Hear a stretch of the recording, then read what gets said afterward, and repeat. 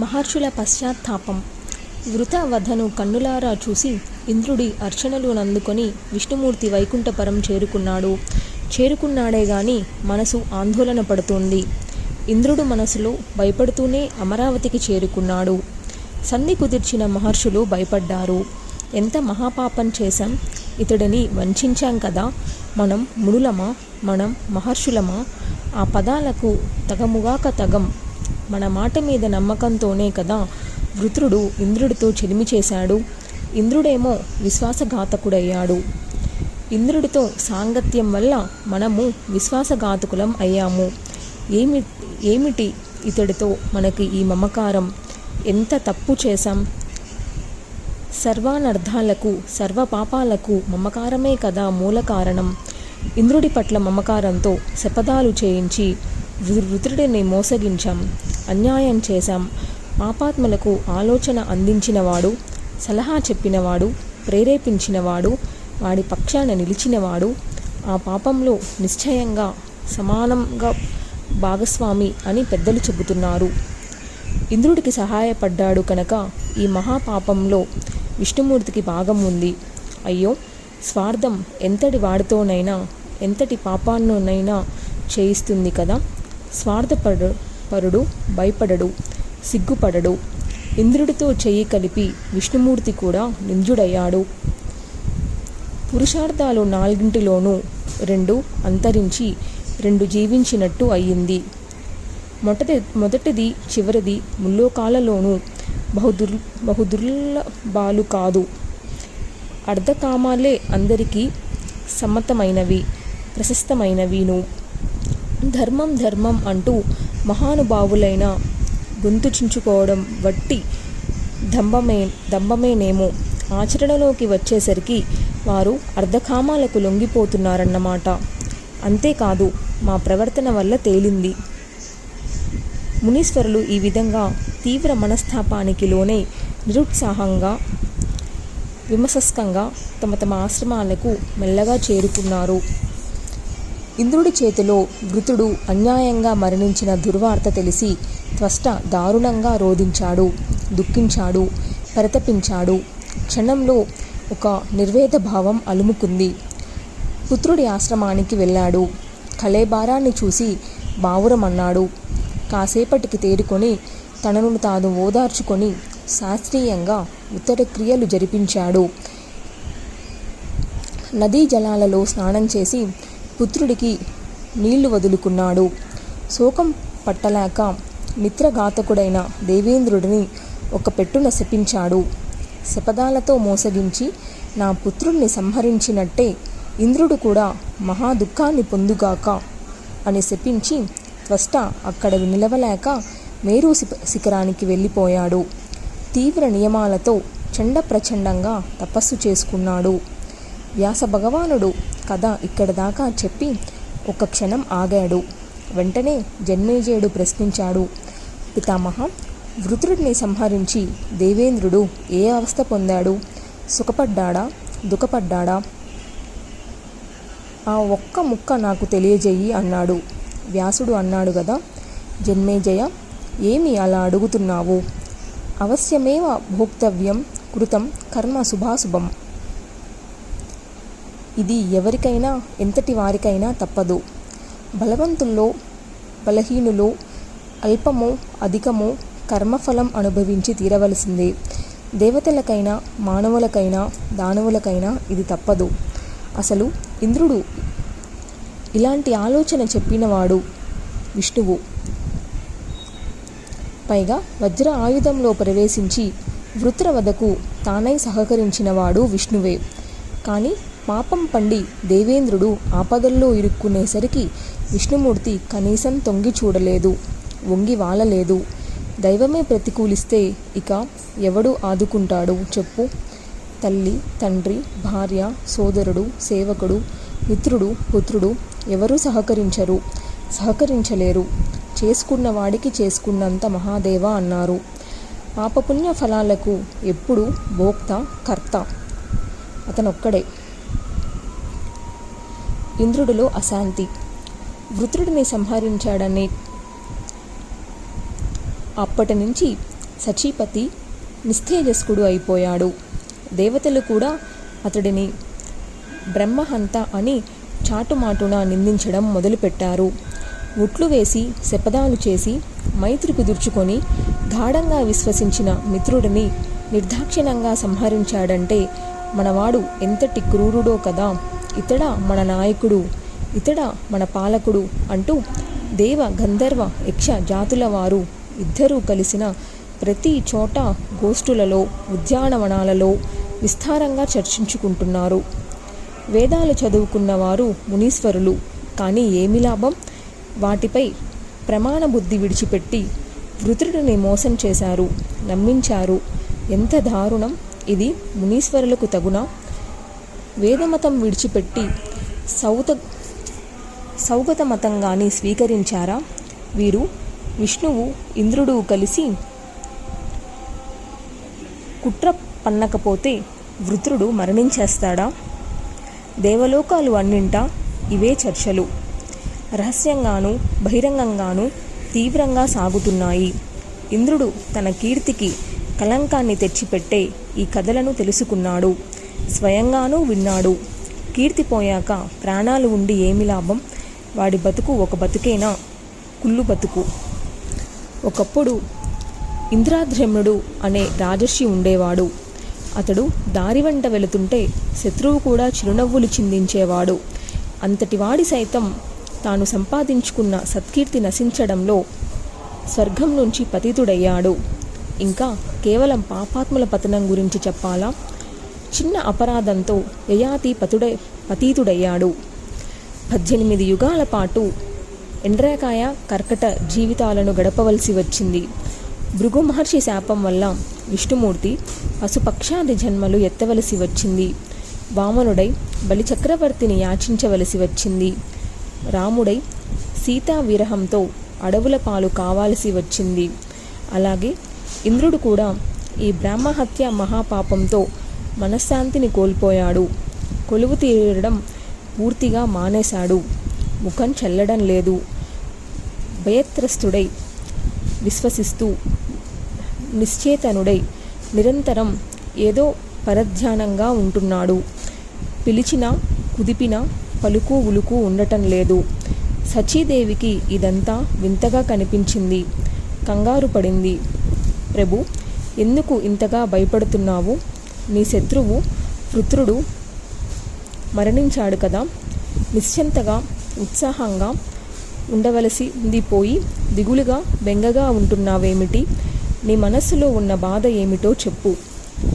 ఈ నిట్టూర్పులేమిటి? ఈ పరధ్యానం ఏమిటి?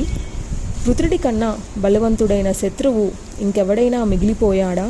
ఏమిటి కారణం అని చాలా ప్రేమగా లాలనగా అడిగింది. రాజ్ఞి, నాకింక శత్రులెవరూ లేరు. ఆ భయం లేదు. కాకపోతే శాంతి సుఖమే కరువయ్యాయి. బ్రహ్మహత్య మహాపాతానికి భయపడుతున్నాను. గుమ్మం దాటి వెళ్ళలేకపోతున్నాను. నందనంలో ఆనందం దొరకడం లేదు. అమృతము రుచించడం లేదు. ఇంటిలో కూడా సుఖం కనిపించడం లేదు. గంధర్వ గానాలు, అప్సరసల నృత్యాలు మనశ్శాంతిని ఇవ్వలేకపోతున్నాయి. కామధేనువు ఉంది, కల్పవృక్షం ఉంది, అయినా శాంతి లేదు, సౌఖ్యం లేదు. ఏమి చేయను? ఎక్కడికి పోను? సుఖము శాంతి లభించే మార్గం ఇది తెలియక పరితపిస్తున్నాను అంటూ ఆవేదనను వెళ్ళబోసుకున్నాడు ఇంద్రుడు. ఆ క్షణంలోనే ఇల్లు విడిచి మానస సరోవరానికి వెళ్ళిపోయాడు. భయార్తుడై శోకకర్షితుడై ఒక పద్మనాళంలో దూరి దాక్కున్నాడు. సర్పంలాగా నీటిలోనే నివసిస్తున్నాడు. నహుషుడికి ఇంద్ర పదవి. సింహాసనం విడిచిపెట్టి ఇంద్రుడు వెళ్ళిపోయాడనే వార్త వైకుంఠంలో గుప్పుమంది. అరాజకత్వం ఏర్పడిందే అని దేవతలు దిగులు చెందారు. ఋషులు, సిద్ధులు, గంధర్వులు మరింతగా భయభ్రాంతులయ్యారు. రకరకాల ఉపద్రవాలు చెలరేగాయి. వర్షాలు లేక కరువు కాటకాలు విలయతాండవం చేశాయి. భూగోళమంతా వైభవం కోల్పోయింది. నదులు ఇసుక పర్రలు అయిపోయాయి. చెరువులు ఇరింకిపోయాయి. పరిస్థితి చేయి దాటిపోయిందని గ్రహించిన దేవతలు ఋషులు సమావేశమై తీవ్రంగా చర్చించి అరాజకత్వాన్ని తొలగించడానికి ఒక నిర్ణయం తీసుకున్నారు. నహుషుడిని ఇంద్ర పదవిలో కూర్చోబెట్టారు. దేవేంద్రుడుగా ప్రకటించారు. నహుషుడు స్వతసిద్ధంగా ధర్మాత్ముడే అయినా ఆ పదవిలో కూర్చునేసరికి రజోగుణం ప్రకోపించింది. విషయాస్తుడయ్యాడు. మన్మధుడికి దాసుడయ్యాడు. ఉద్యానవనాల్లో అప్సరసలతో కామక్రీడలలో మునిగి తేలుతున్నాడు. ఆ గోష్ఠులలో సచీదేవి గుణగుణాలను విన్నాడు. మనస్సు ఆమె పైకి మళ్ళింది. ఋషులను పిలిచి అడిగాడు, సచీదేవి నన్ను సేవించుకోవడం లేదు ఎందుకని? మీరంతా కలిసి నన్ను ఇంద్రుణ్ణి చేశారు గదా. నేనిప్పుడు మీకు దేవతలకు దిక్పాలకులకు అధినాయకుణ్ణి. నన్ను రంజింపజేయడం మీ కర్తవ్యం. నేను ఇంద్రుణ్ణి. సచిని పంపించండి. ఈరోజే నా మందిరానికి రావాలి, నన్ను సేవించాలి అని ఆనతిచ్చాడు.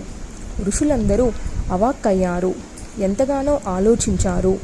ఏ ఉపాయమూ తట్టలేదు. చేసేది లేక మెల్లగా సచీదేవిని సమీపించారు. వినయంగా నమస్కరించారు.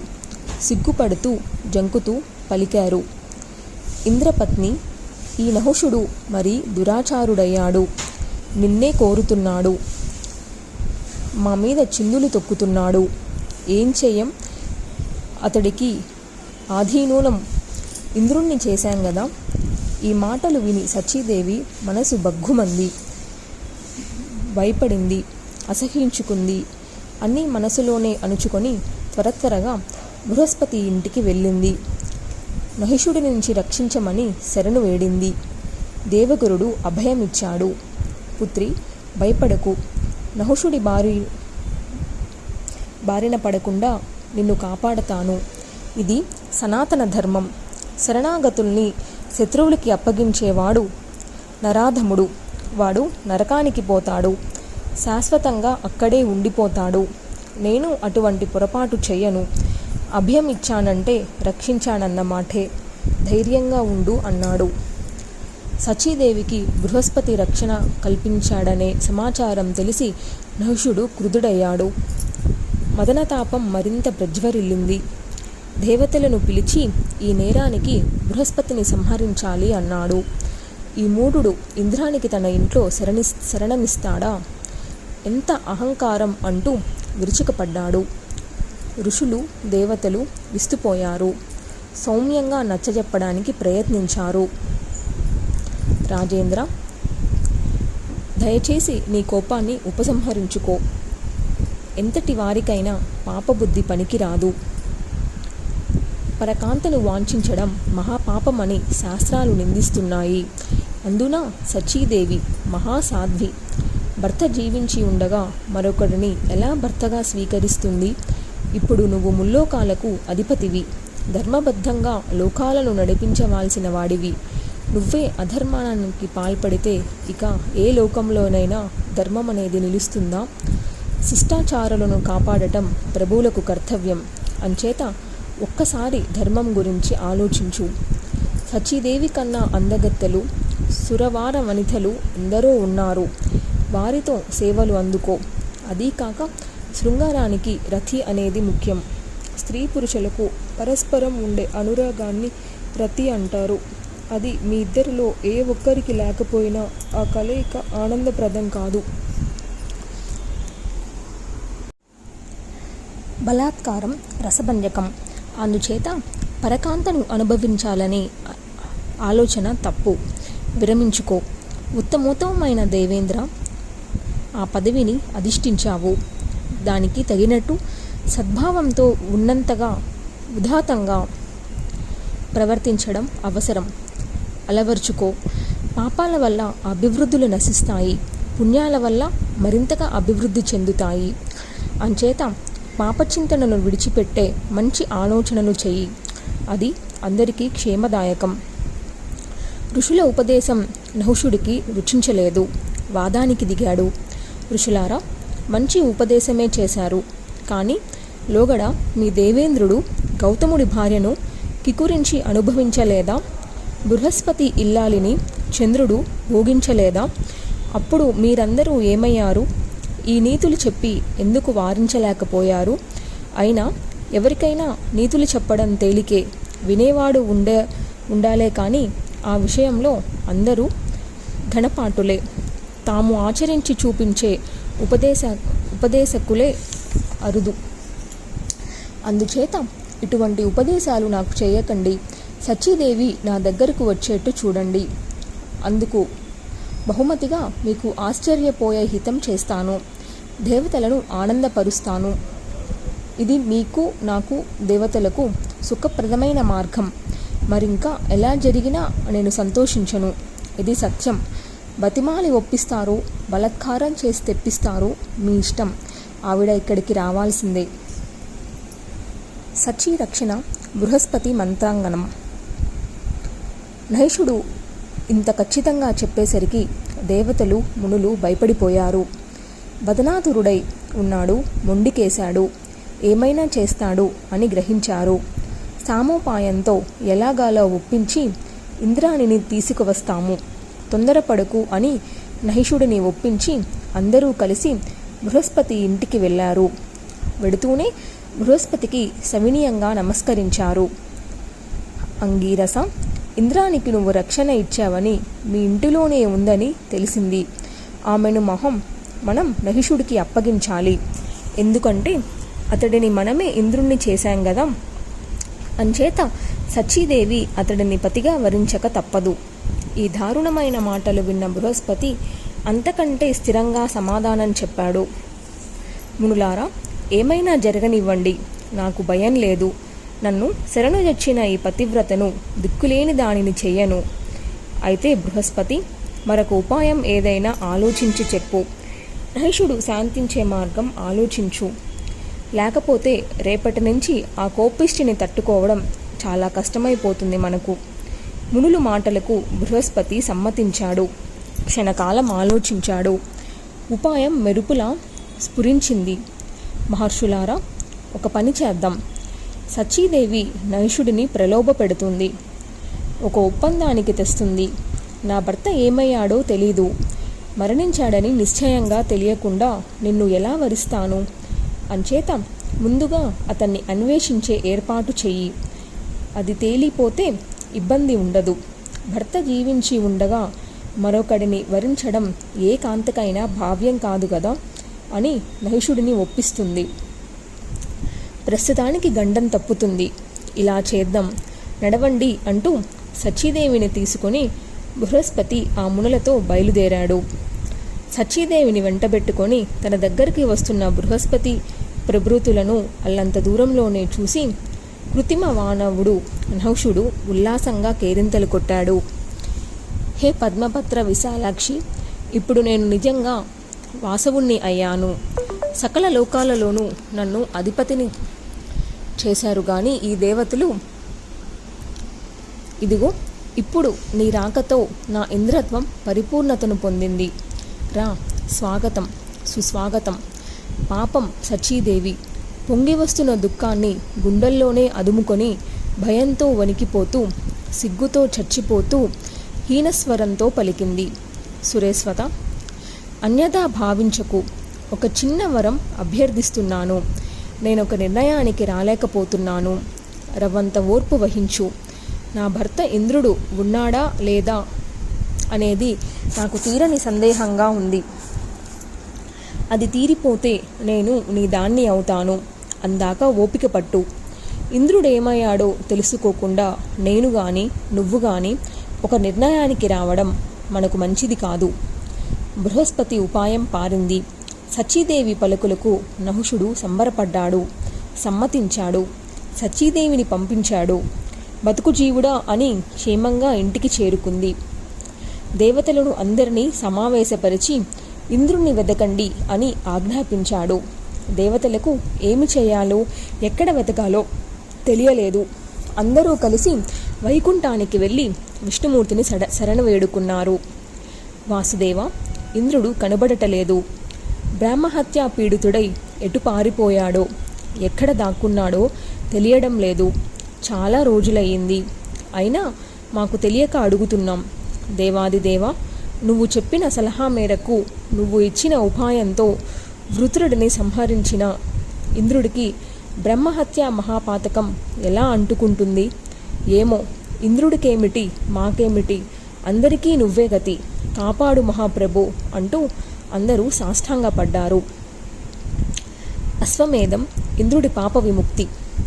విష్ణుమూర్తి చిరునవ్వులు చిందిస్తూ మేఘగంభీర కంఠస్వరంతో బదులు పలికాడు.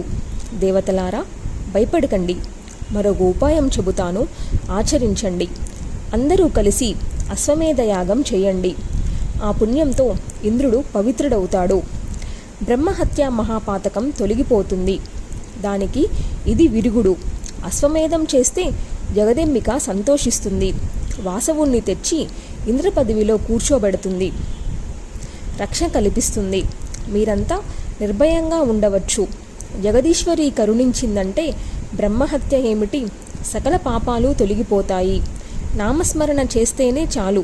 అటువంటిది ఆమెకు ప్రీతికరంగా హయమేధం చేస్తే ఇక చెప్పాలా? అలాగే సచీదేవితో కూడా దేవీ పూజలు చేయించండి. ఆవిడకు వచ్చిన కష్టాలను తొలగిస్తుంది జగన్మాత. నహిషుడిని సమ్మోహపరిచి వాడి పాపాలతో వాడిని నశింపజేస్తుంది. మీరు చేసే అశ్వమేధంతో ఇంద్రుడు పవిత్రుడై వెనకటికి వైభవాన్ని తిరిగి పొందుతాడు. సింహాసనం అధిష్ఠిస్తాడు. త్వరలోనే మీ కోరిక నెరవేరుతుంది. వెళ్ళండి, వెంటనే యాగం ప్రారంభించండి అన్నాడు విష్ణుమూర్తి. దేవతలు పడ్డారు. పద్మనాళంలో దాంకున్న ఇంద్రుడి దగ్గరకు వెళ్ళారు. విషయం చెప్పి ఓదార్చారు. వెంటనే ప్రారంభించి అశ్వమేధ యాగం చేశారు. ఆ పుణ్యంతో ఇంద్రుడు పవిత్రుడయ్యాడు. తనకు చుట్టుకున్న బ్రహ్మహత్య మహాపాతకాన్ని వృక్షాల మీదకి, నదులలోకి, భూమిపైకి, స్త్రీలపైకి విసిరేశాడు. పాపజ్వరం నుంచి పూర్తిగా విముక్తుడయ్యాడు. తగిన సమయం కోసం ఎదురుచూస్తూ అలాగే అదృశ్యుడుగానే ఆ పద్మనాళంలోనే ఉండిపోయాడు. దేవతలందరూ స్వర్గానికి తిరిగి చేరుకున్నారు. ఒకనాడు సచీదేవి బృహస్పతిని అడిగింది, గురోత్తమ, అశ్వమేధం చేశామన్నారు, ఇంద్రుడి పాపం తొలగింపచేశామన్నారు, మరి ఏడి నా భర్త కనిపించడేమి? ఆయన దర్శన భాగ్యం లభించే ఉపాయం చెప్పండి అని అభ్యర్థించింది. పౌలోమి, నువ్వు జగదీశ్వరిని ఆరాధించాలి. ఆవిడ అనుగ్రహిస్తే తప్ప నీకు భర్త దర్శనం లభించదు. నహిషుడిని సమ్మోహపరిచి పదవీ భ్రష్టుణ్ణి చేసి నీ భర్తను సింహాసనం ఎక్కిస్తుంది. జగన్మాతను ఆరాధించు అని చెప్పి దేవగురుడు దేవీ మంత్రాన్ని ఉపదేశించాడు. సచీదేవికి జగదీశ్వరి అనుగ్రహం. సచీదేవి సకల భోగాలను పరిత్యజించి తామసీ వేషం ధరించి బలి పుష్ప ప్రధానాలతో భక్తిగా జగన్మాతను ఆరాధించింది. దేవీ మహామంత్రాన్ని ఉపాసించింది. జగదీశ్వరి సంతృప్తి చెందింది. సౌమ్య రూపంతో దర్శనం అనుగ్రహించింది. హంసవాహనం మీద కోటి సూర్య ప్రకాశంతో కోటి చంద్ర శీతలంగా కోటి మెరుపుల రూపుదాల్చినట్టు ప్రత్యక్షమయ్యింది. 4 వేదాలను ధరించింది. పాశాంకుశవరధాయ భవ హస్తాలతో కనిపించింది. పాదాల వరకు వేలాడుతున్న మేలిమి ముత్యాల దండ ధరించింది. 3 కన్నులతో చిరునవ్వులు చిందిస్తుంది. బ్రహ్మాది పిపీలిక పర్యంతం సకల సృష్టిని నిర్వహించిన జగన్మాత, కరుణామృత సాగర, అనంతకోటి బ్రహ్మాండ నాయకి, పరమేశ్వరి, సౌమ్యనంతర సాంచిత స్తనద్వయ విరాజిత, సర్వేశ్వరి, సర్వజ్ఞ, కూటస్థ, అక్షరరూపిణి ప్రసన్నురాలయ్యింది. చక్రవల్లభ, అనుగ్రహిస్తున్నాను, వరం కోరుకో. కోటి జన్మల పుణ్యం ఉంటే తప్ప ఎవరికీ లభించని దర్శనం నీకు అనుగ్రహించాను. నీ ఉపాసనకు సంతోషించాను, వరం కోరుకో అంది. జగన్మాత నహుష భయాన్ని తొలగించి భర్తృ దర్శనానికి అనుగ్రహించి తిరిగి ఇంద్రపదవిలో ప్రతిష్ఠించు అని సచీదేవి అభ్యర్థించింది. సచీదేవి, నువ్వు ఇప్పుడే ఇదిగో ఈ దూతికతో కలిసి శ్రీమానస సరోవరానికి వెళ్ళు. అక్కడ నీ భర్త కనిపిస్తాడు. నేను త్వరలోనే నహిషుడిని సమ్మోహపరిచి పదవీ భ్రష్టుని చేస్తాను. నీ భర్తను తిరిగి ఇంద్రపదవిలో ప్రతిష్ఠిస్తాను, నీ కోరిక నెరవేరుస్తాను, నిశ్చింతగా ఉండు అని అభయం ఇచ్చి అదృశ్యమైంది జగదీశ్వరి. దేవీ దూతిక సచీదేవిని మానస సరోవరానికి తీసుకువెళ్ళింది. ఇంద్రుణ్ణి చూపించింది. ఇంద్రాణి ఆనంద పరవశమయ్యింది. ఆనంద దుఃఖాల సమర్థంతో ఉక్కిరిబిక్కిరి అవుతున్న సచీదేవిని చూసి ఇంద్రుడు ఆశ్చర్యచకితుడయ్యాడు. దేవి, ఇక్కడికి ఎలా రాగలిగావు? నేను ఇక్కడ ఉన్నట్టు ఎలా తెలిసింది? ఏ ప్రాణికి తెలియని చోటు రహస్యంగా దాక్కున్నాను, నువ్వు ఎలా తెలుసుకోగలిగావు అని అడిగాడు. నాదా, జగన్మాత అనుగ్రహంతో తెలుసుకోగలిగాను, నిన్ను చేరుకోగలిగాను. దేవతలు ఋషులు కలిసి నహిషుడిని నీ పదవిలో కూర్చోబెట్టారు. అతడు నన్ను హింసించసాగాడు. తనను భర్తగా స్వీకరించమని నిర్బంధించాడు. దేవతలు కూడా అతడి మాటని కాదనలేక నన్నే సముదాయించారు.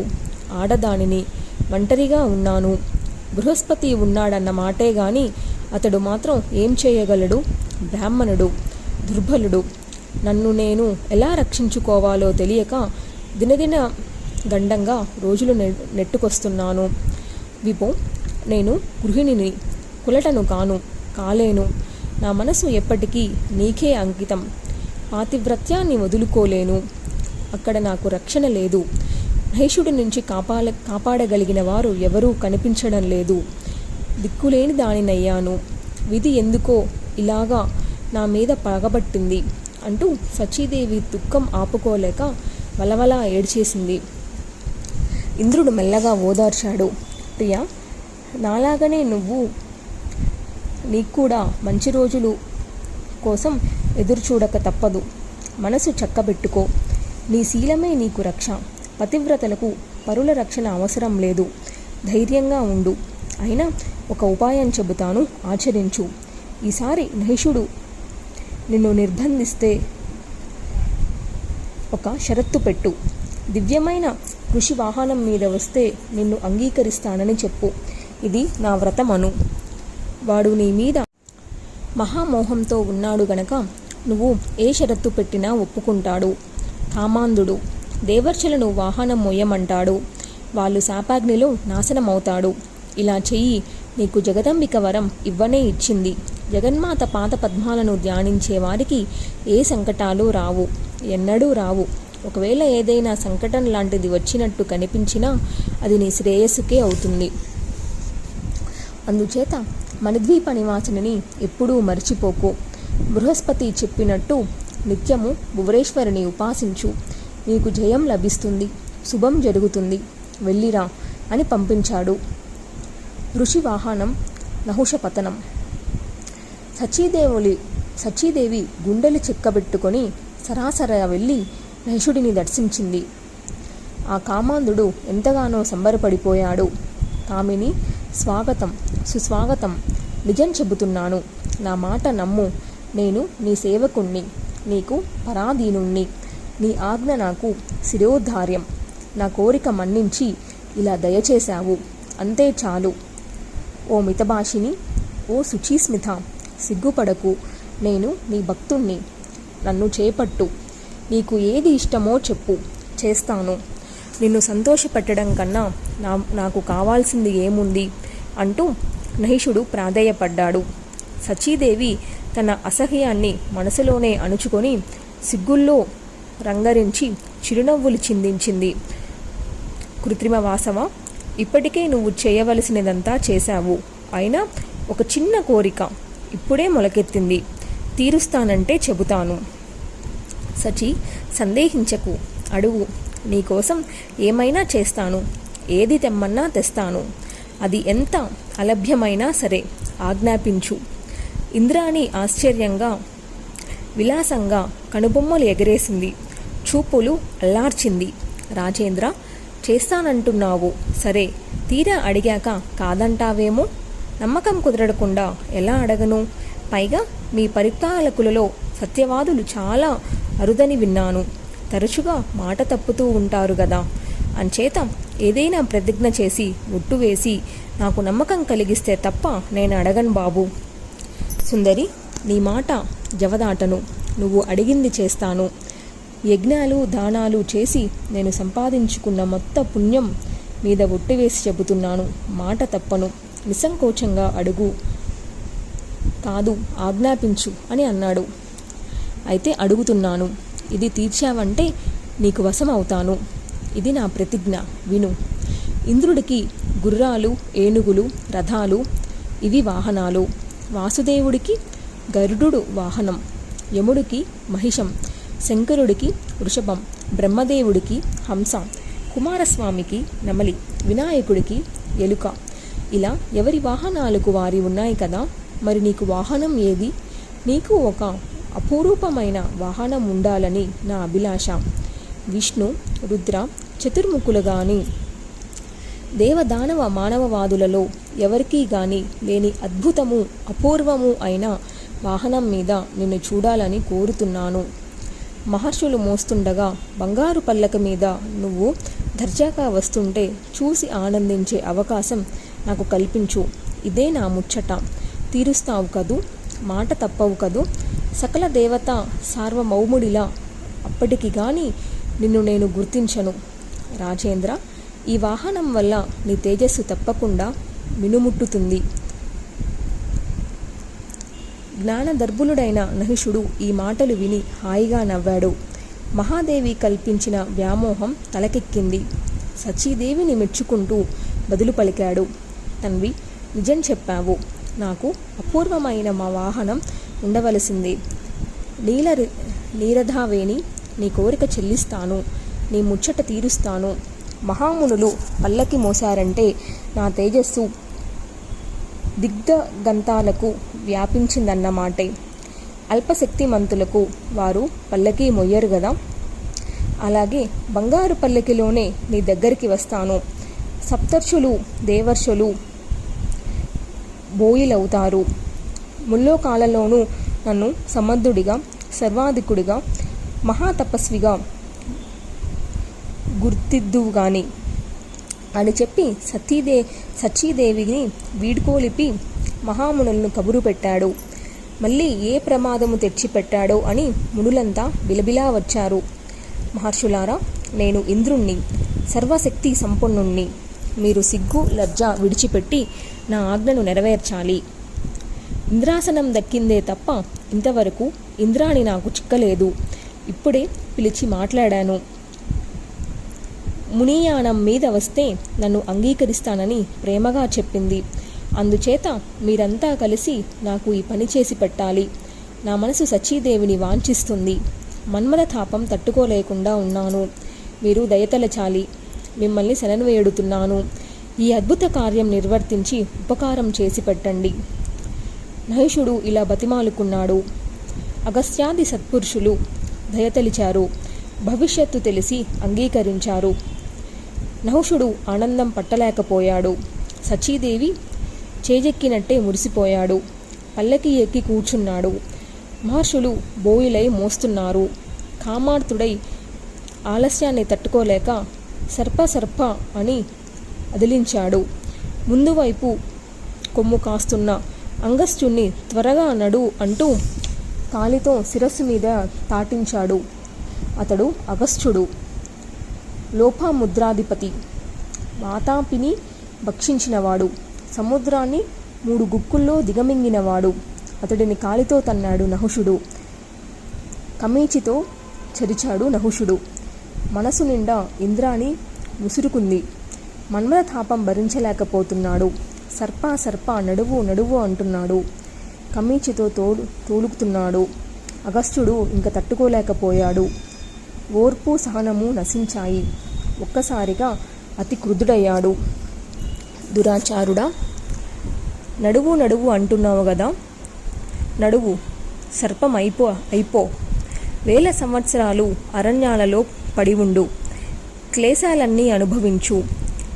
యుధిష్ఠిరుని దర్శించి శాప విమోచనం పొందువుగాని అతడి నోటి నుంచి నీ ప్రశ్నలకు సమాధానాలు పొంది ఇప్పుడు తిరిగి స్వర్గానికి వద్దువుగాని అంటూ శాపమోక్షము కలిపి అందించాడు అగస్త్యుడు. నహుషుడికి పట్టిన కామపిశాచి వదిలిపోయింది. అహంకారం దిగిపోయింది. అగస్త్యుణ్ణి నమస్కరించి బహుదా స్తుతించాడు. ఆయన సర్పరూపం రానే వచ్చింది. స్వర్గం నుంచి పడిపోయాడు. బృహస్పతి వెంటనే మానస సరోవరానికి వెళ్ళాడు. ఇంద్రుడికి జరిగిందంతా విన్నవించాడు. అతడు సంతోషించాడు. అంతలోకి సకల దేవతలు మహర్షులు అక్కడికి చేరుకున్నారు. ఇంద్రుడిని ఓదార్చారు. గౌరవ మర్యాదలతో సన్మాన సత్కారాలతో స్వర్గానికి తీసుకువచ్చారు. సింహాసనంలో కూర్చోబెట్టి శాస్త్రీయంగా మళ్ళీ పట్టాభిషేకం జరిపించారు. సచీదేవేంద్రులు ఆనందంగా నందనవనాల్లో మళ్ళీ మునపటిలాగా క్రీడించారు.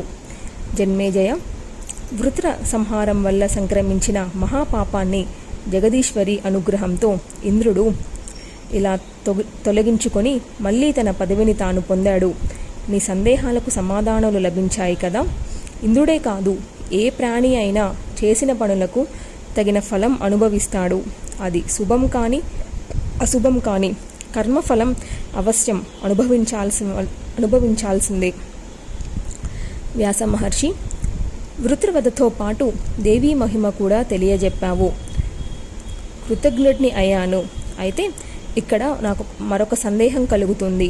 ఇంద్రుడు అంటే మహాతపస్వి కదా. 100 యజ్ఞాలు చేసి ఆ పదవిని అధిష్ఠించినవాడు కదా. సకల దేవతలకు అధిపతి కదా.